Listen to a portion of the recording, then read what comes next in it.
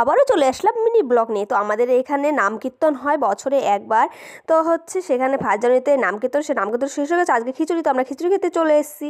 এই দেখো আমি খিচুড়ি খাওয়ার জন্য সবাই লাইন দিয়ে দাঁড়িয়ে আছে, কত লোক লাইন দিয়ে দাঁড়িয়ে আছে, ঠেলে ঢুকতে হবে। এই দেখো ঠেলে ঢুকে পড়েছি, ঢুকে সবাই বসে পড়েছে। এই দেখো আমরাও সবাই বসে পড়েছি, কত লোক, এই সাইডের ছেলেরা এই সাইডের মেয়েরা, তো সবাই এভাবে বসে আছে। তো আমরা এবার খাবো।